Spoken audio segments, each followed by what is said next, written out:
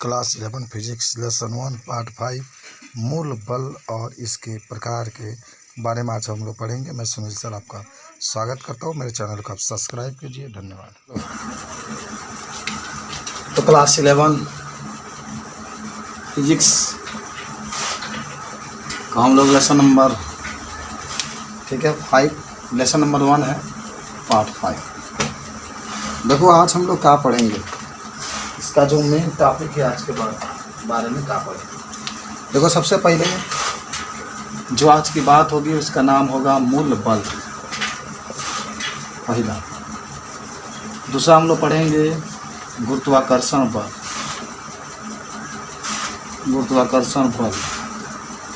तीसरा हम लोग पढ़ेंगे गुरुत्वाकर्षण बल के बाद प्रबल वैद्युत बल, उसके बाद हम लोग पढ़ेंगे दुर्बल नाभिकीय बल। ठीक है ना, जो बल होते हैं उसके बारे में हम लोग पढ़ेंगे। विद्युत चुंबकीय बल एक पढ़ेंगे, विद्युत चुंबकीय बल, इसके बारे में पढ़ेंगे। 4 नंबर हम लोग पढ़ेंगे जिसका नाम होगा प्रबल नाभिकीय बल, प्रबल नाभिकीय बल। 5 नंबर हम लोग पढ़ेंगे दुर्बल नाभिकीय बल, दुर्बल नाभिकीय बल। 6 नंबर हम लोग पढ़ेंगे बलों के एकीकरण की ओर, बलों की एकीकरण की ओर। और उसके बाद हम लोग पढ़ेंगे भौतिक नियमों की प्रकृति,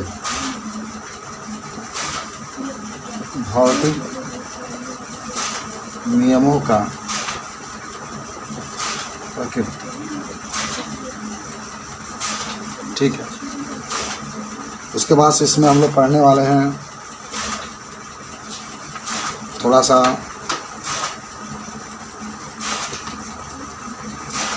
कुछ बातें और इसमें पढ़ेंगे। सारणी जो दिया गया है, सारणी 1.1 के बारे में हम लोग पढ़ेंगे और सारणी 1.2 के बारे में हम लोग पढ़ेंगे और फिर सारणी हमारे पास 1.3 है, इसके बारे में पढ़ेंगे। और फिर आपके किताब में कुछ और बातें लिखा गया है जिसमें एक महान वैज्ञानिक है 8 नंबर टॉपिक में अल्बर्ट आइंस्टाइन के बारे में हम लोग पढ़ेंगे, आइंस्टाइन के बारे में पढ़ेंगे। 9 नंबर सत्येंद्रनाथ बोस के बारे में पढ़ेंगे, सत्येंद्रनाथ बोस। और फिर हम लोग सर सीवी रमन के बारे में पढ़ेंगे। 10 नंबर सर सीवी रमन के बारे में हम लोग क्या करेंगे। इतने सब वैज्ञानिक है, इनके बारे में हम लोग पढ़ेंगे। लेकिन हम आपको बता दें, कल हम लोग जिक्र किए थे बल के बारे में, याद होगा आपको। केवल आपसे कोई पूछे कि बल किसे कहते हैं तो आप सिंपली बात करेंगे कि बल वह बाह्य कारक होता है जिसके द्वारा किसी वस्तु की स्थिति में परिवर्तन किया जा सकता है। अगर वस्तु विराम में है, जब हम लोग बल लगाते हैं तो वस्तु गति में हो जाती है, और वस्तु गति में है तो जब हम लोग बल लगाते हैं तो विराम में आ जाता है। गुरुत्वाकर्षण बल भी आप पढ़े होंगे कि 2 पिंडों के बीच कार्य करने वाला बल जो होता है गुरुत्वाकर्षण बल होता है। और देख लो, इस पृथ्वी पर उपस्थित जितने भी बल होते हैं सबसे कमज़ोर बल यही होता है गुरुत्वाकर्षण बल। 2 पिंडों के बीच कार्य करने वाला जो बल होता है उससे गुरुत्वाकर्षण बल कहते हैं। इस पृथ्वी पर उपस्थित सभी बलों में सबसे कमज़ोर बल आपका जो होता है गुरुत्वाकर्षण बल होता है। इसी गुरुत्वाकर्षण बल के कारण जो होता है, कोई भी व्यक्ति जब ऊपर से गिरता है तो पृथ्वी पर आके ही गिरता है, गुरुत्वाकर्षण बल के कारण ही। विद्युत चुंबकीय बल का होता है, हम कूलाम के नियम आपको बताए तो उसके हिसाब से कि 2 आवेशों के बीच लगने वाला बल को हम लोग कौन सा बल कहेंगे, विद्युत चुम्बकीय बल कहते हैं। जैसे Q1 Q2 है, इनके बीच में जो बल लगेगा, दो आवेशों के बीच में जो बल लगता है उसका विद्युत चुम्बकीय बल कहते हैं। हालांकि विद्युत चुम्बकीय बल आकर्षण भी होता है, प्रतिकर्षण भी होता है। दो आवेश है, अगर एक धनात्मक है और एक ऋणात्मक है तो उनके बीच में जो बल लगेगा आकर्षण होगा। उसके बाद से प्रबल नाभिकीय बल। आप जानते होंगे कि संसार में जितने भी परमाणु होते हैं उसका नाभिक किससे मिलकर बना होता है? प्रोटॉन और न्यूट्रॉन से मिलकर बना होता है। नाभिक बाहर इलेक्ट्रॉन घूमते हैं। तो जो देखो ध्यान से, जो परमाणु होते हैं उसके जो नाभिक होते हैं, नाभिक प्रोटॉन और न्यूट्रॉन से मिलकर बने होते हैं, और नाभिक में उपस्थित प्रोटॉन और न्यूट्रॉन के बीच में जो बल लगता है उसको मतलब प्रबल नाभिकीय बल कहते हैं। दुर्बल नाभिकीय बल आप कहेंगे कि जब किसी रेडिएटिव तत्व से कोई अल्फा या बीटा कण निकलता है तब वहाँ पर जो बल लगता है उसको दुर्बल नाभिकीय बल कहते हैं। बलों के एकीकरण का मतलब क्या होता है कि जब सब बलों के एक साथ मिला करके एक साथ जब अध्ययन किया जाता है तो उसी को बलों का एकीकरण कहते हैं। उसके बाद से भौतिक नियम का प्रकृति जितने भी नियम है उसका प्रयोग करके हम लोग बलों के बारे में अध्ययन करते हैं। तब सारणी 1, सारणी 2, सारणी 3 तब इनके बारे में पढ़ना। तो पहले हेडिंग बना लो मूल बल। मूल बल तो समझते हैं ना, फिजिक्स कितना आसान है, बहुत अच्छा लगेगा। हालांकि आप लोग बायोलॉजी से पढ़ रहे हैं तो बाद में आपको नहीं मिलेगा ये फिजिक्स पढ़ने के लिए, 12 तक ही मिलेगा। तो लिख लो मूल बल। लिखो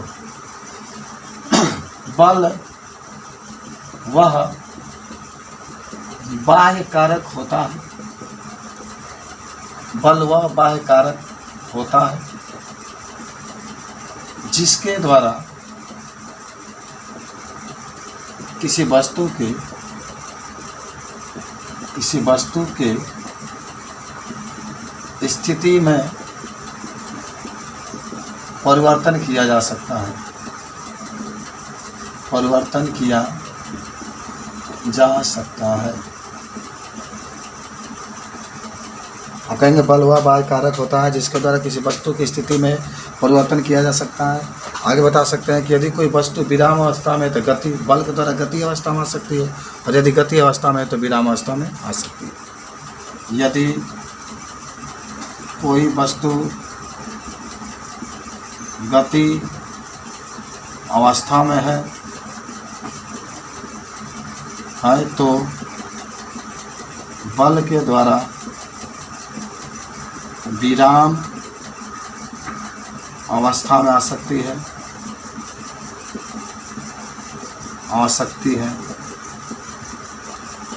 और यदि विराम अवस्था में है तो बल के द्वारा गति अवस्था में आ सकती है। गति अवस्था में आ सकती है। तो ये बल है।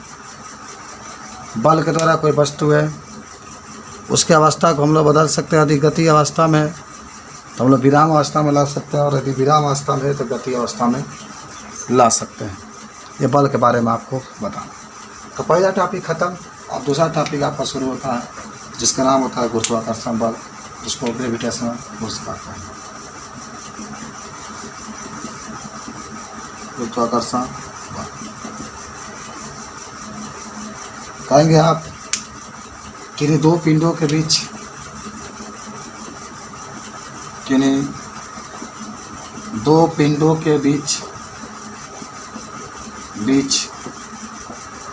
कार्य करने वाले बल को गुरुत्वाकर्षण बल कहते हैं। गुरुत्वाकर्षण बल कहते हैं।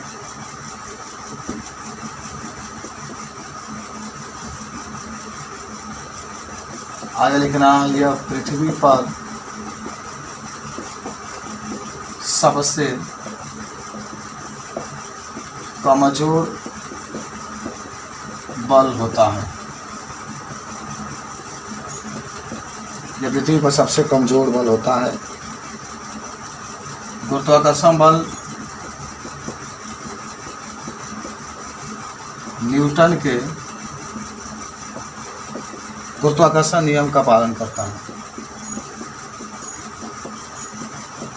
न्यूटन के गुरुत्वाकर्षण नियम का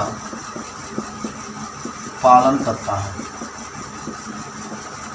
आप सभी को याद होगा न्यूटन का गुरुत्वाकर्षण नियम क्या होता है। यहाँ पर आपको मैंने लिखाया भी था न्यूटन का गुरुत्वाकर्षण नियम।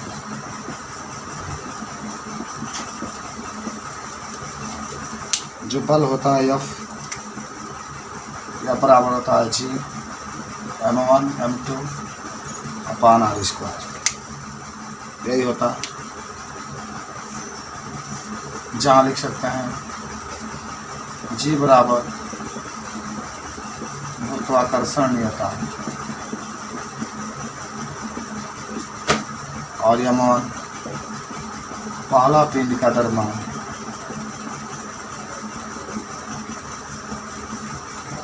m2 दूसरे पिंड का द्रव्यमान r दूर, इस तरीके से बता सकते। ठीक है, तो m1 पहले पिंड का द्रव्यमान, m2 दूसरे पिंड का द्रव्यमान और जो r है वो क्या है, दूरी है। इसके बारे में कोई पूछेगा तो बता सकते। ठीक है,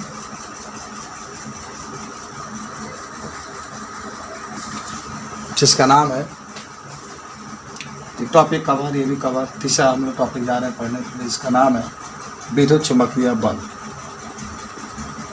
विद्युत चुम्बकीय बल ये सबसे मजबूत बल, मानव पृथ्वी पर उपस्थित जितने बल हैं उनमें सबसे मजबूत बल होता है। तो इसमें के बारे में हम पहले आपको बताए थे कि किन्हीं दो आवेशों के बीच लगने वाले बल को हम लोग वैद्युत चुम्बकीय बल कहते हैं। लिख लो, किन्हीं दो आवेशों के बीच लगने वाले बल को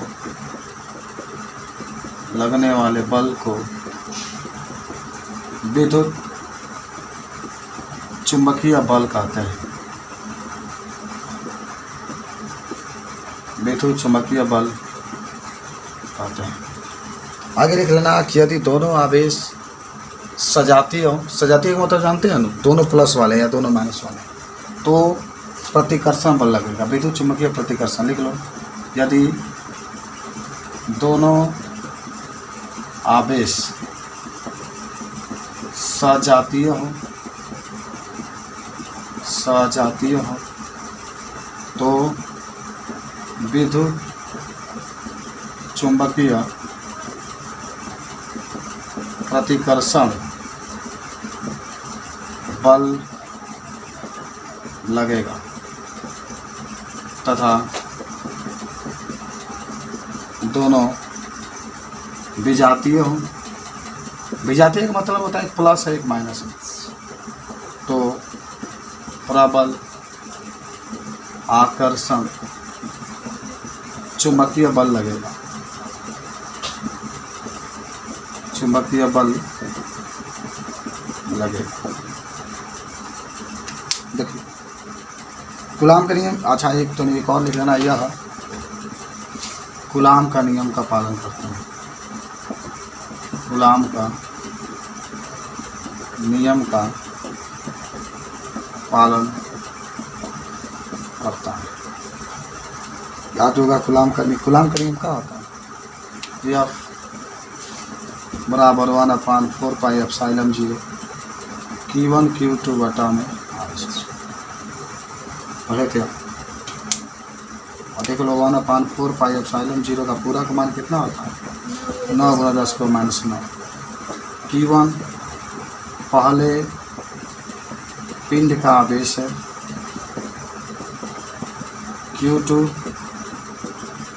दूसरे पिंड का आवेश है, और दोनों का बीच का दूरी है। ये आपसे पूछेगा तो आप इस चीज़ को बता सकते हैं। ठीक है, याद हुआ ऐसा? देख लो, कल भी हम आपको बताए थे और आज भी आपको बता रहे हैं कि अगर सबसे बड़ा सबसे मजबूत बल यही होता है विद्युत चुम्बकीय बल।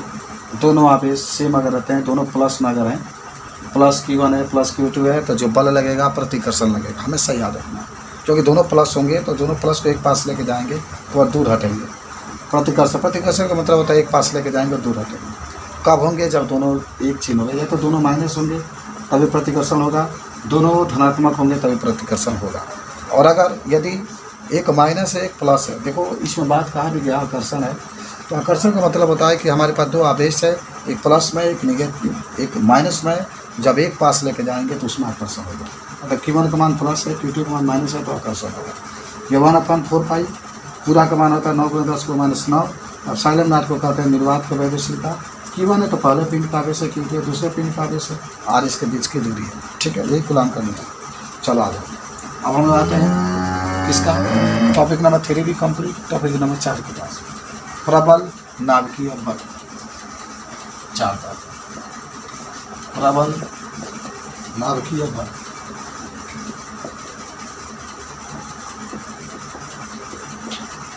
हम आपको पहले समझा देते हैं। देखो, ये जो परमाणु होते हैं ना, इसके अंदर नाभिक पाए जाते हैं। नाभिक में क्या उपस्थित होता है? प्रोटॉन और न्यूट्रॉन। पहले समझो, थोड़ा सुंदर होना। जो परमाणु होते हैं इस तरीके से परमाणु है, इसके अंदर नाभिक पाया जाता है। नाभिक किससे मिलकर बना होता है? प्रोटॉन और न्यूट्रॉन से। तो किसी परमाणु के अंदर उपस्थित जो नाभिक होते हैं और नाभिक में जो प्रोटॉन और न्यूट्रॉन होते हैं एक दूसरे से जिस बल के द्वारा बांधे होते हैं, उसी को हम लोग कहते हैं प्रबल नाभिकीय बल। नाम से ही पता चल रहा है नाभिकीय बल। प्रबल माने मजबूत होगा, प्रबल माने मजबूत होता है, नाभिकीय माने नाभिक, बल माने बल। नाभिक कहाँ पाया जाता है? परमाणु के अंदर पाया जाता है। और नाभिक में कहाँ पाए जाते हैं? प्रोटॉन और न्यूट्रॉन। देखो, किसी परमाणु के अंदर उपस्थित नाभिक में प्रोटॉनों तथा न्यूट्रॉनों के बीच जो मजबूत बल होता है उसे प्रबल नाभिकीय बल कहते हैं। इसे प्रबल नाभिकीय बल कहते हैं। आगे लिखना, यह बल प्रोटॉन और न्यूट्रॉन को मजबूती से बांधे रखता है। ठीक है, और प्रोटॉन इसलिए लिख लेना, इसलिए प्रोटॉन और न्यूट्रॉन को अलग करने के लिए प्रोटॉन और न्यूट्रॉन को अलग करने के लिए बहुत अधिक ऊर्जा की आवश्यकता होती है। बहुत अधिक ऊर्जा की आवश्यकता होती है। ठीक, अगर आपसे आज के बाद से कभी कोई पूछे कि प्रबल नाभिकीय बल खाता है, तो वो दोनों नाभिकीय, एक दुर्बल नाभिकीय बल, एक प्रबल नाभिकीय बल। जो प्रबल नाभिकीय बल होता है, जो परमाणु होते हैं, परमाणु के अंदर क्या होता है? न्यूट्रॉन होते हैं। परमाणु के अंदर नाभिक होते हैं और नाभिक के अंदर प्रोटॉन और न्यूट्रॉन होते हैं। उस प्रोटॉन और न्यूट्रॉन को जो बांधे रखता है उसी को हम लोग कहते हैं प्रबल नाभिकीय बल। बहुत मजबूत बल होता है। माने यही कारण है कि जो परमाणु होते हैं स्थायी अवस्था में होते हैं, क्योंकि इसके जो नाभिक होते हैं वो नाभिक में प्रोटॉन और न्यूट्रॉन जो होते हैं उसको यही बल जो होता है मुख्य रूप से बांधे रहता है। प्रोटॉन कैसा कण है? प्रोटॉन धनावेशित कण है, और जो न्यूट्रॉन होता है वो उदासीन होता है, इसके ऊपर कोई आवेश नहीं होता है। इसीलिए जो नाभिक होता है धनावेशित होता है। आपसे प्रश्न ये पूछा जाता है कि नाभिक आवेशित होता है, धनावेशित होता है, उदासीन होता है, तो आपका उत्तर होगा कि जो नाभिक होता है धनावेशित होता है। प्रश्न आता है कि नाभिक का खोज किसने किया था, तो कहेंगे सर रदरफोर्ड ने किया था। नाभि का खोज किसने किया था? हालांकि अभी नेक्स्ट चैप्टर में पूरा पढ़ेंगे कि नाभि का खोज रदरफोर्ड ने किया था। कब किया था? 1911 ईस्वी में किया था। ये भी याद रखेंगे, सन 1911 ईस्वी में किया था। कैसे किया था? जब अल्फा कणों का बमबारी उसने सोने की पतली परत पर किया था तो देखा था कि पूरे अल्फा कण बाहर निकल गए थे।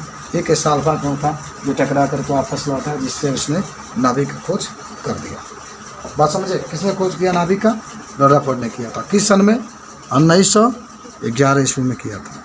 नाम से ही पता चल रहा है कि जब दुर्बल नाभिकीय बल कहेगा तो ये जो बल होगा वो प्रबल नाभिकीय बल से कमजोर होगा। पहला बात ये क्लियर हुआ। ये जो बल होगा, देखो हम थोड़ा सा आपको समझाते हैं पहले। जैसे यहाँ पर हमारे पास कोई क्या है ना, रेडियोएक्टिव तत्व है, रेडियोएक्टिव तत्व है, ठीक है। ऐसे तत्व से अल्फा कण निकले या बीटा कण निकले, जो भी निकले, तो तब वहाँ पर जो जब अल्फा कण या बीटा कण निकलते हैं तो वहाँ पर जो बल लगता है उसको हम लोग कहते हैं दुर्बल नाभिकीय बल। तो लिख लो कि जब किसी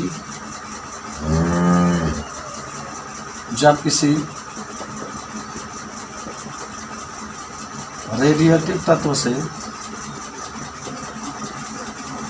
रेडियोएक्टिव तत्व जानते हैं, अभी बता देते हैं। जब किसी रेडियोएक्टिव तत्व से अल्फा किरण या बीटा किरण या गामा किरण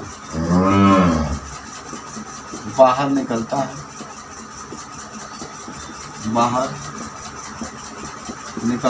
तो वहाँ जो बल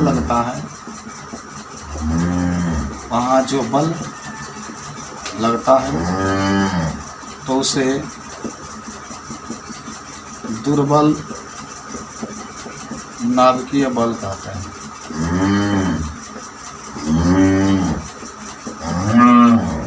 दुर्बल नाभिकीय बल कहते हैं। यह प्रबल चुंबकीय बल से कम होता है।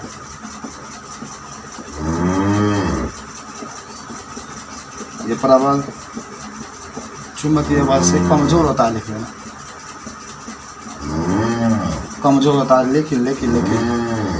लेकिन गुरुत्वाकर्षण बल से मजबूत होता है। सबसे कमजोर बल गुरुत्वाकर्षण होता है, लेकिन गुरुत्वाकर्षण बल से मजबूत होता है। देख लो, जो हमारे पास प्रबल नाभिकीय बल होता है उससे कमज़ोर होता है, लेकिन जो गुरुत्वाकर्षण बल होता है उससे क्या होता है? मजबूत होता है। कुछ इसमें टॉपिक आई है ना, जैसे आपके पास आया है रेडियोएक्टिव तत्व। देखो अभी आपको नहीं पढ़ना है, जब आप जाएंगे क्लास 12 में तो उसमें फिजिक्स में आपको एक पार्ट मिल जाएगा अलग से रेडियोएक्टिव तत्व का होता है। जब माने आप कहेंगे कि रेडियोएक्टिव तत्व वह तत्व होता है कि अगर कहीं हम रख दें, जैसे मान लो हथेली पर रख दें रेडियोएक्टिव तत्व को, तो अपने आप कुछ समय बाद वो टूट जाता है, तो इसी को हम लोग कहते हैं रेडियोएक्टिव तत्व। माने ऐसे तत्व जिसको कहीं रखने पर, कहीं भी रखने पर अपने आप वो टूट जाता है, उसको रेडियोएक्टिव तत्व कहा जाता है। और देखो सब आवर्त सारणी में जो पहला तत्व रेडियोएक्टिव तत्व है वह है लेड। लेड का परमाणु क्रमांक कितना होता है? 82 होता है ना। अरे आवर्त सारणी में नहीं पढ़े, 82 होता है। तो 82 से लेकर उसके आगे जितने भी तत्व हैं सब रेडियोएक्टिव तत्व होते हैं, सब अपने आप टूट जाते हैं। और हालांकि रेडियोएक्टिव तत्व का खोज मैडम क्यूरी ने किया था, ये भी आप याद रखेंगे। मैडम क्यूरी ने सबसे पहले रेडियोएक्टिव तत्व का खोज किया था। जो रेडियोएक्टिव तत्व होता है वो परमाणु क्रमांक 82 से होता है। रेडियोएक्टिव तत्व से जो किरणें निकलती है उससे रेडियोएक्टिव किरणें कहते हैं। रेडियोएक्टिव किरणें जो होती है 3 प्रकार की होती है, एक अल्फा किरण, एक बीटा किरण, एक गामा किरण। तो वही बात इसमें बताया जा रहा है कि जो रेडियोएक्टिव तत्व होता है जब वो टूटता है तो टूटते समय जब उससे अल्फा किरण, बीटा किरण, गामा किरण जब बाहर निकलती है तो वहाँ पर जो बल उत्पन्न होता है उसको दुर्बल नाभिकीय बल कहा जाता है। हालांकि जो दुर्बल नाभिकीय बल होता है वो प्रबल नाभिकीय बल से कमज़ोर होता है, क्योंकि प्रबल का मतलब मजबूत है और दुर्बल का मतलब होता है कमज़ोर होता है। लेकिन जो गुरुत्वाकर्षण बल होता है उससे क्या होता है? मजबूत होता है। तो इस बल के बारे में आप क्या कर सकते हैं? बता सकते हैं। और कुछ पूछना है? रेडिएटर तो अपने आप टूटता रहता है। चला जाओ बलों को एकीकरण की ओर। 6 नंबर टॉपिक है बलों का एकीकरण की ओर। बलों का एकीकरण की लिखेंगे कि जब सभी प्रकार के बलों को एक साथ मिलाकर अध्ययन किया जाता है, अध्ययन किया जाता है, तो उसे बलों का एकीकरण कहते हैं। सभी बल को एक साथ अध्ययन करो, गुरुत्वाकर्षण बल को, नाभिकीय बल को, जितने बल हैं जब उसको एक साथ अध्ययन किया जाता है तो उसी को हम लोग क्या कहते हैं, बलों का एकीकरण कहते हैं। यह भी आपका टॉपिक समाप्त हुआ। अब आता है भौतिक नियमों का प्रकृति। भौतिक नियमों का प्रकृति 7 नंबर टॉपिक आपके पास। भौतिक नियमों का प्रकृति देख लो। भौतिक विज्ञान के अंतर्गत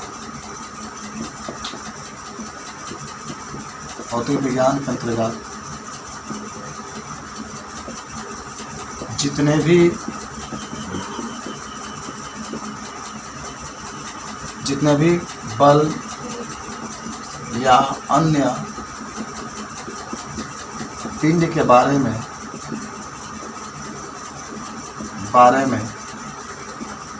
अध्ययन किया जाता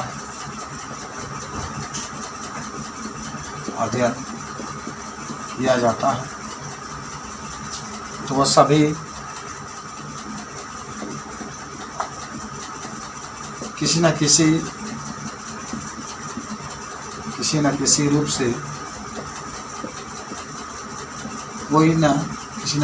से किसी नियम पर आधारित होती है,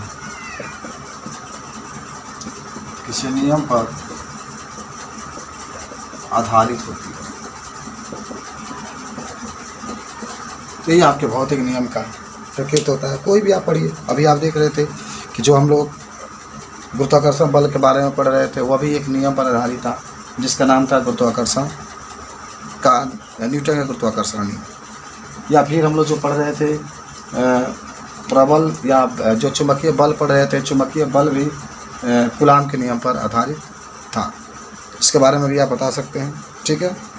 तो माने कोई ना कोई नियम पर आधारित होता है। हम आपको इतना जो टॉपिक बच रहा है, ये सारणी जो है, ये वाला टॉपिक और जो ये वाला टॉपिक है, उसको हम लोग कल पढ़ेंगे, ठीक है। इसको याद रखिएगा कि सारणी 1.1, 1.2, 1.3 ये जितने वैज्ञानिक आप देख रहे हैं उनके बारे में हम लोग कल अध्ययन करेंगे, ठीक है।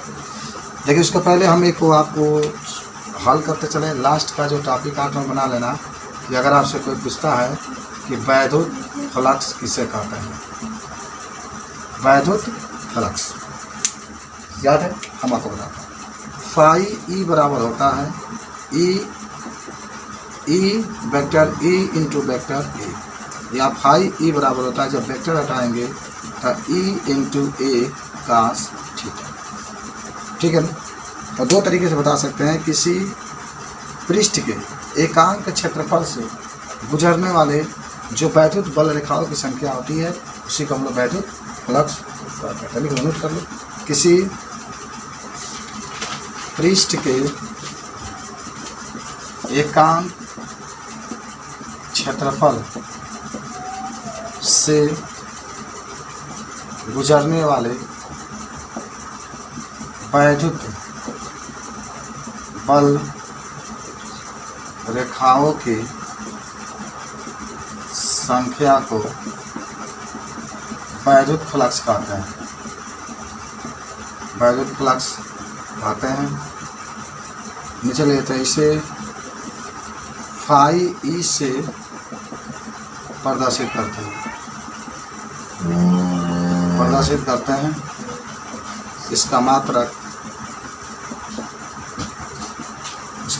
न्यूटन इंटू मीटर स्क्वायर प्रति कूलाम होता है। न्यूटन इंटू मीटर स्क्वायर प्रति कूलाम, ठीक है। नोट कर लो।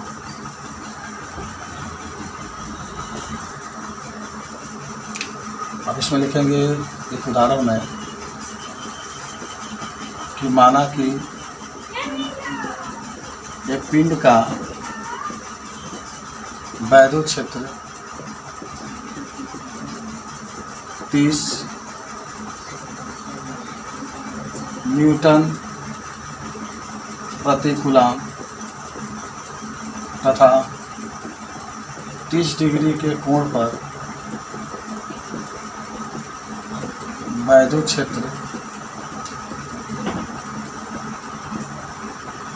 50 मीटर स्क्वायर है, तो वैद्युत फ्लक्स बताइए। तो वैद्युत फ्लक्स क्या करना है आपको बताना।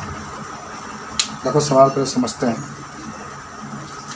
सवाल में कहा है देखो कि माना कि एक पिंड का वैद्युत क्षेत्र 30 न्यूटन प्रति कूलम तथा 30 डिग्री के कोण पर वैद्युत क्षेत्र पर 50 मीटर स्क्वायर है, तो वैद्युत फ्लक्स आपको बताना है। जैसे क्वेश्चन का वैसे हम हल करते ध्यान से हल करते हैं इसको। तो हल कैसे करोगे, पहले तो पिंड का वैद्युत क्षेत्र है, ई से प्रदर्शित करते हैं।